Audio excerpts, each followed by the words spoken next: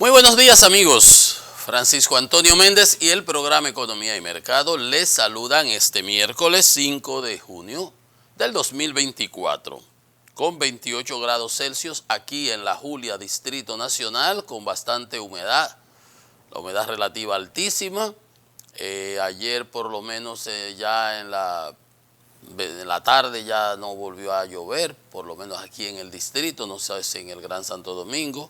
En otras provincias del país continúan las lluvias, en el nordeste, San Francisco, Nagua, Samaná, Cabrera, por ahí, Puerto Plata y el Cibao, básicamente todo continúa. Parece que la vaguada se va desplazando hacia el norte.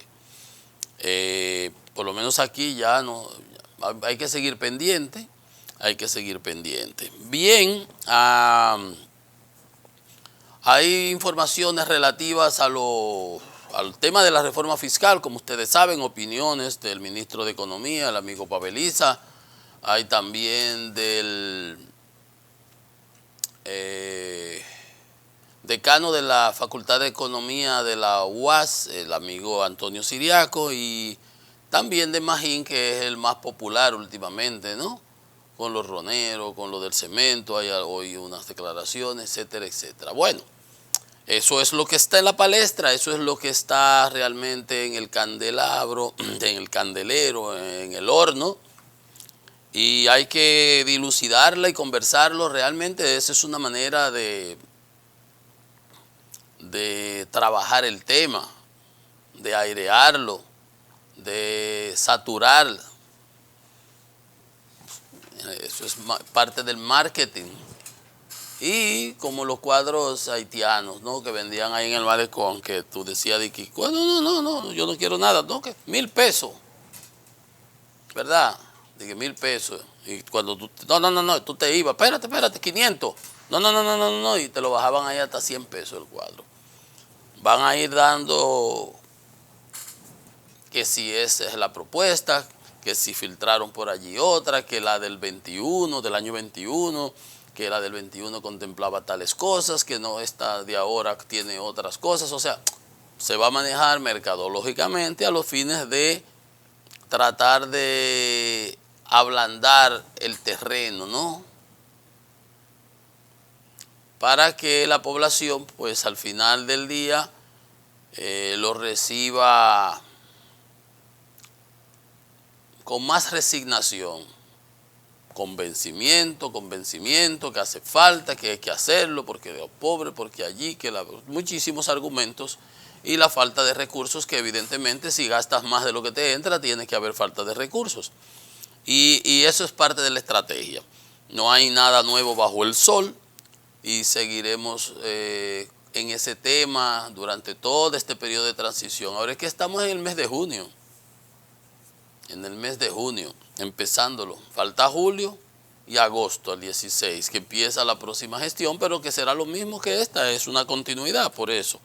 Entonces, así están las cosas. A nivel internacional, les decía yo ayer que estaba previsto que ayer firmara el presidente Biden la orden ejecutiva restringiendo, estableciendo los lineamientos de política migratoria que habían sido acordados de manera conjunta con los republicanos en el Congreso, en el Senado, y después, por orden de Trump, la tumbaron. Pues Biden no tenía de otra y ha aprobado una, como decíamos ayer, con unas restricciones para el otorgamiento de asilos y unas devoluciones ipso facto, ¿no?, automáticas, que es una especie de respuesta, pero que no contenta, vamos a decirlo así, ni a unos ni a otros. A los republicanos, porque siempre van a criticarla, que la podía haber hecho antes, que la puede hacer mucho más drástica. Y a los demócratas, que se supone debieran estar todos a una, como fuente ovejuna detrás de su presidente, ahí están los difíciles de bañar, los progres y los otros que están en desacuerdo, porque se parece mucho a la que había aplicado Trump, y que Estados Unidos es un país de inmigrantes y de que otorga los asilos. El problema es que la realidad se impone y se le da desbordado la situación. Y como decíamos ayer, las encuestas plantean que la inmigración ahora es uno de los temas, está por delante de la inflación y los aspectos económicos, que son la madre de todas las batallas permanentemente en los Estados Unidos. De aquí la famosa frase aquella que le dijo el presidente Clinton en la campaña contra Bush, el presidente Bush, is the economy stupid. El asunto es la economía, lo que te afecta en los bolsillos. Cuando tú vas al supermercado, no es la pinta, ni la corbatica, ni el pañuelizo, y la correíta, ni los zapatos, ¿no? Tú puedes andar con 500,000 pesos encima y un relojazo y todo. Y cuando la cajera te dice, con tarjeta o en efectivo, allí es que la pintura es dura. Entonces a todo el mundo le importa el aspecto económico. Pues bien, la orden restringirá de manera drástica las solicitudes de asilo que entren entre puntos. Hay unos sitios particulares donde tú puedes ir y aplicar, tienes unos procedimientos, se establecieron. Todo el que se meta de manera irregular, para atrás. Que no pasen de 2.500 detenciones. Ayer habíamos hablado que se suponía que iba a ser como de 4.000, pero lo pusieron de 2.500 detenciones diarias. Todo el mundo para allá.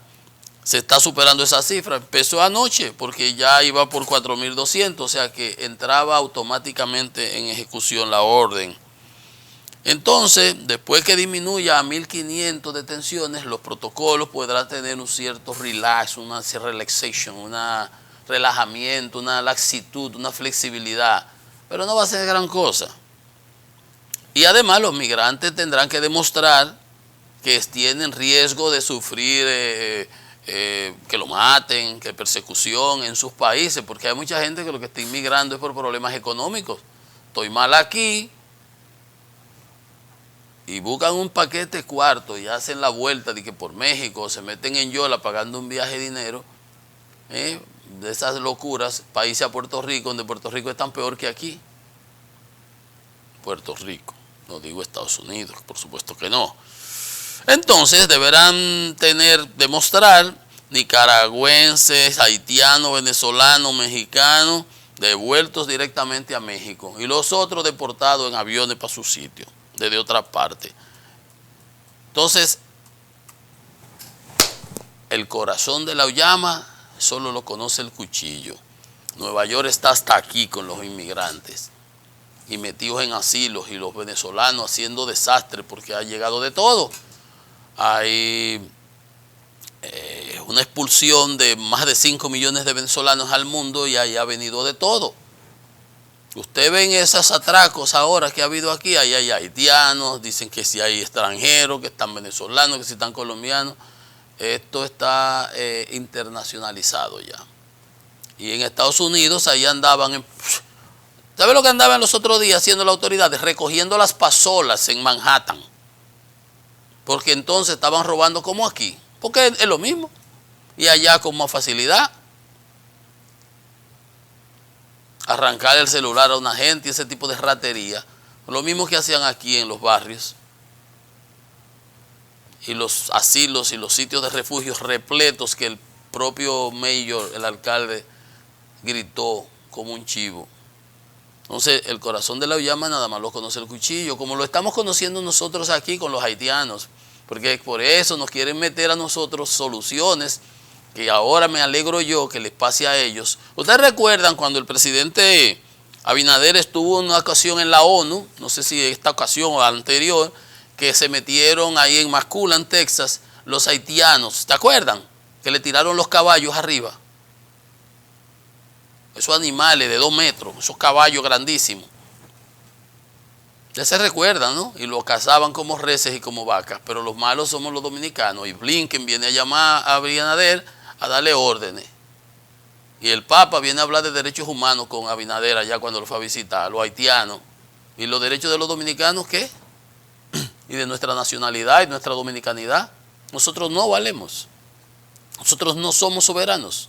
Nosotros tenemos que cargar con los haitianos. Nosotros le hemos creado problemas a los haitianos. Más le han creado ustedes, los americanos, y los franceses, y los canadienses. Todavía no van ni siquiera los kenianos a ayudar a resolver el problema ahí. Entonces, nos quieren cargar a nosotros con ese dado cargado. que lo que va a hacer es de llevar este país al desastre. Así mismo, en blanco y negro, al desastre. Y por otro lado, el tema de la Franja de Gaza, las negociaciones, se ha presentado el plan de las 3 fases. Ayer decíamos lo del Hamas opuesto, lo de Netanyahu también opuesto, a los israelíes, los palestinos por otro. Y dijo el presidente Biden, le entrevistaron, que lo que está pensando, que Netanyahu lo que quiere es prolongar la crisis para él mantenerse en el poder. Una vez se resuelve ese problema, él sabe que va a tener que responder por el fallo de seguridad que hubo con el 7 de octubre, cuando Israel es uno de los países que se presume con los mejores equipos de seguridad y de inteligencia. La Mossad, el Shin Bet, que se llama otro esquema, que otra organización de inteligencia de la Fuerza Armada. Y así, se me olvida el nombre, pero es por ahí, Shin Bet, algo así. Y él tiene una coalición de gobierno en donde tiene los ultraconservadores que quisieran que, bueno, metieran los tanques y atropellaran a todos los palestinos, niños y mujeres incluidos, ancianos y todo, y tumbaran los edificios y le quitaran todo ese terreno y no sé, que lo tiren al mar. Tampoco así, ¿verdad que no? Entonces ese es el problema. Entonces Netanyahu con esa coalición son como 7 partidos y están los ultraconservadores radicales que presionan y quieren, no lo que ha pasado, ¿no? Que está el mundo entero con lo que ha sucedido, en cierto modo alarmado, esos ultraconservadores creen que todavía es poco lo que ha pasado, para que ustedes vean. Entonces por eso dice el presidente Biden eso.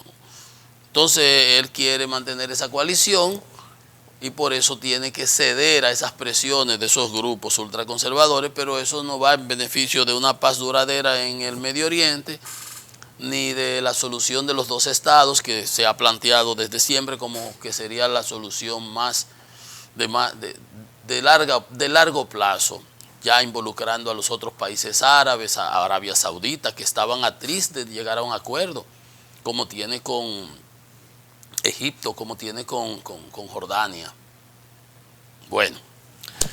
¿Qué dice la prensa de nuestro país en las primeras planas? Repasemos a ver. El Diario Libre dice: ministro Issa plantea un abanico de reformas para complementar la fiscal.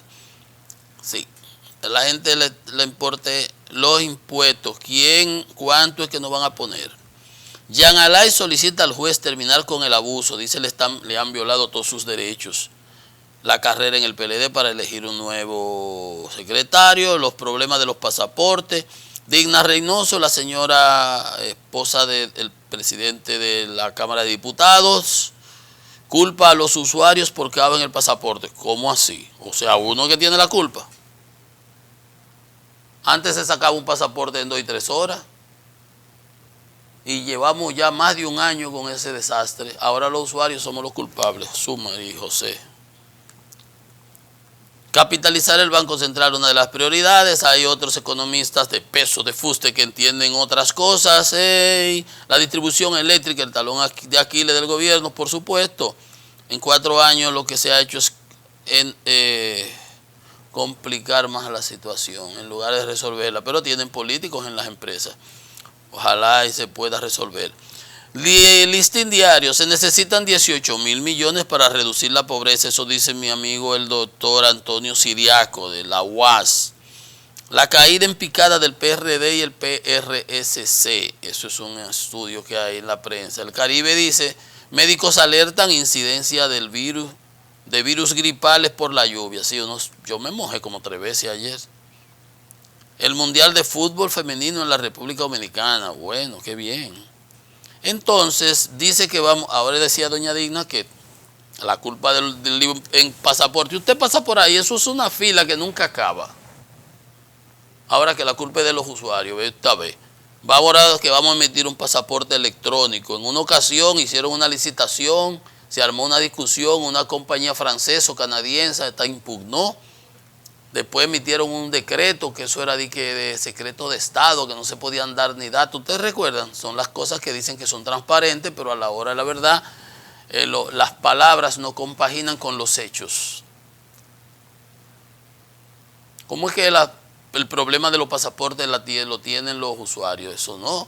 Antes tú sacabas, además se te vencía el pasaporte, tú llegabas al aeropuerto, mire, su pasaporte está vencido y tú creo que lo renovaba hasta Express. No, nadie va a creer eso, que la culpa es de los usuarios. ¿Cómo que de los usuarios? Oye, los usuarios lo único que van es y pagan impuestos. Te dicen, pague, tú vas al Banco de Reserva y paga tu impuesto y llega con tu papelito. ¿Cómo va a ser que la culpa es de los usuarios? Yo no entiendo. No entiendo para nada. Entonces, entramos en materia con los temas locales. Recuerden que este tipo de cosas es importante porque yo recalco bastante la importancia de la educación.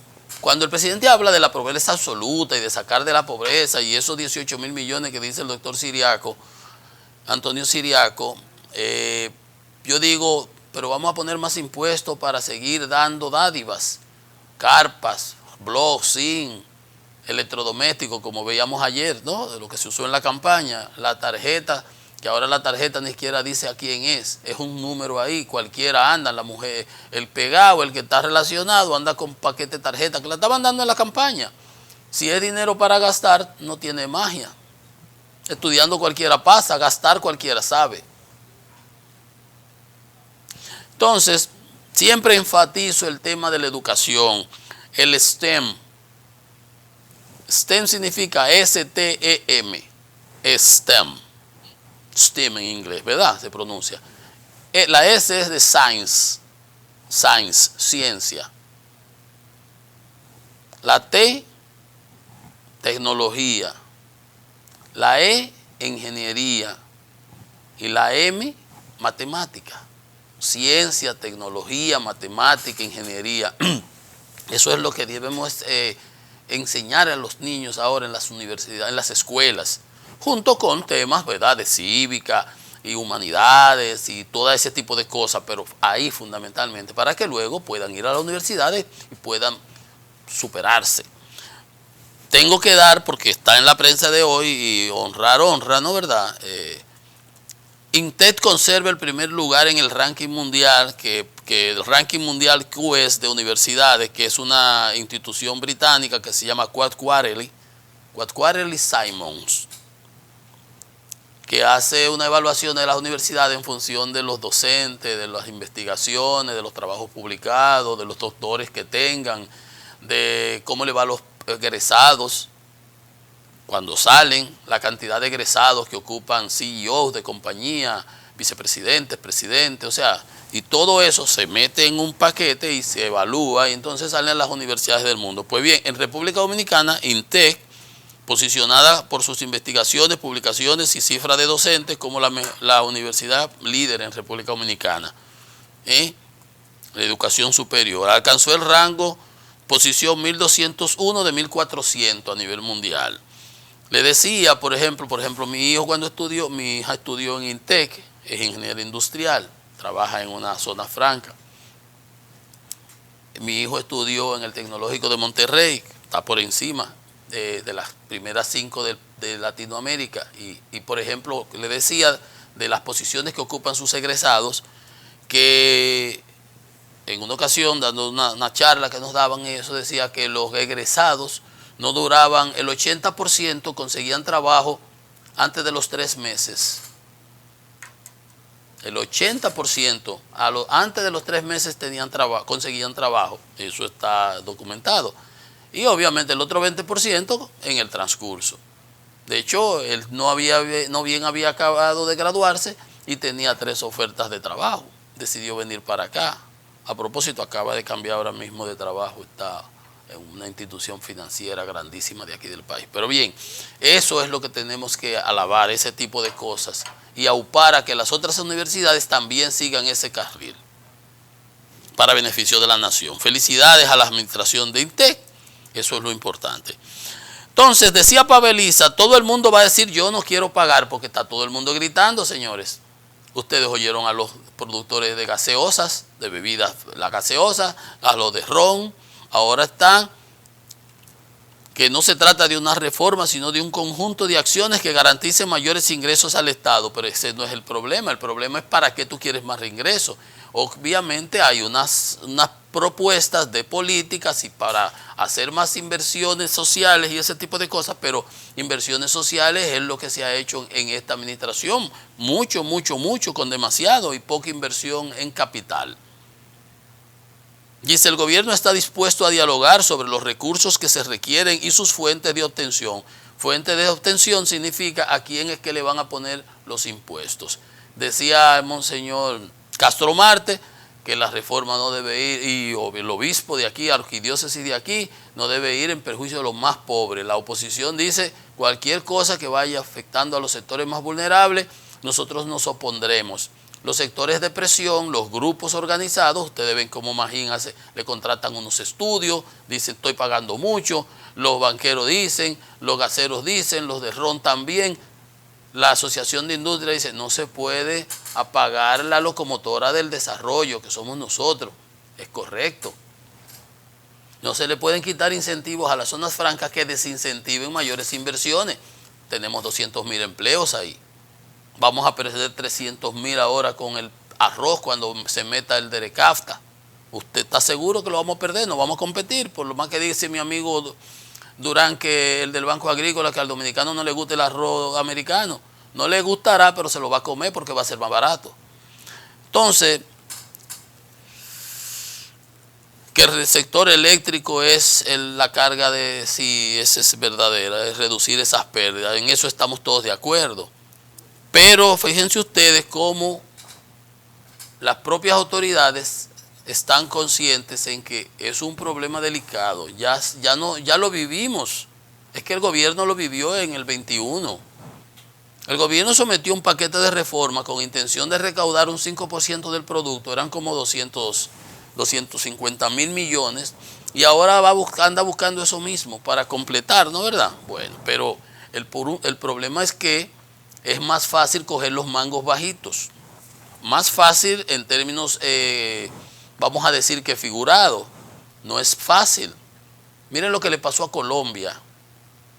Colombia duró casi un año con las calles encendidas y eso generó muchas más problemas y que se fueron, empezaron con la reforma fiscal, las protestas por la reforma y después eso se amplió a muchísimas otras cosas que ahí se mezcló todo. Y era todos los días una revuelta aquí, una revuelta allí, en todas las provincias, en todos los sitios. En Colombia, ustedes se recuerdan, eso se pasó, tuvo que echarse todo para atrás, independientemente de que era bien hecha, consensuada, que aparentemente era justa. Pero una cosa es, en el aire acondicionado, los tecnócratas sentarnos y diseñar y poner números, porque cuando yo decía hay que subir la tarifa, yo iba a decir, presidente, mire, a esta persona que consume hoy tantos kilos, que paga 500 pesos, le va a subir a 600, a 600, por ejemplo. No, pero que lo que vamos a subir es 4 o 5%, sí, pero en términos absolutos, el que pagaba 500, vamos a suponer, y le va a subir a 600, ¿cuánto es eso? Un 20%. Y a esa persona le aumentaron el sueldo en un 20%. No, por consiguiente, esa persona, en cierto modo, es como una especie de imposición adicional, porque el costo le aumentó, va a tener menos para otras cosas.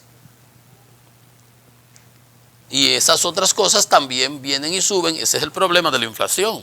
Y cuando se te viene a compensar el salario, se te hace a fin de año, pero la inflación empezó en enero. Y a fin de año pasan 12 meses. Y en 12 meses tú vas asumiendo esos costos y entonces al 12º mes, entonces que se pone un ajuste, hasta te reconocen, pero fíjense, tú tuviste que asumirlo. Entonces, no es tan simple y sencillo como poner números en un papel, como le digo a lo de la delincuencia, que le digo a las autoridades, mira, dos asaltos de bancarios, ahí lo dice hasta el monseñor, que la moda de los asaltos bancarios. Esto es peligrosísimo, es una cosa que tira por el suelo cualquier argumento de que ha bajado la delincuencia. Y estamos viendo el día anterior que habían matado 30 delincuentes que andan por ahí brujuleando en la calle, haciendo y deshaciendo, con 10 y 15 fichas. Y tú me dices a mí que la delincuencia ha bajado. Yo te digo a ti, Entonces ahorita te presento datos de lo que sale en la prensa, no que yo me invento ni que quiero molestar, sino abrir los ojos y a decirle a esos funcionarios, porque usted trabaja en el sector privado y usted es un ejecutivo y viene y le emiten un decreto y lo meten en la administración pública y usted es un funcionario público,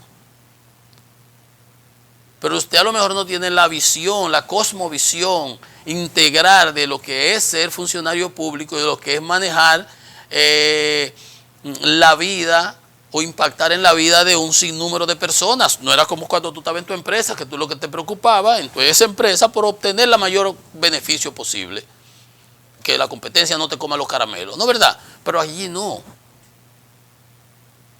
No sé, hay gente que se engancha por un decreto y lo hacen funcionario y tiene que tener, si tiene sentido común, eso le ayuda bastante, y si se asesora, si se asiste de personas con experiencia y capacitadas, mucho mejor aún, pero no siempre se dan esas situaciones.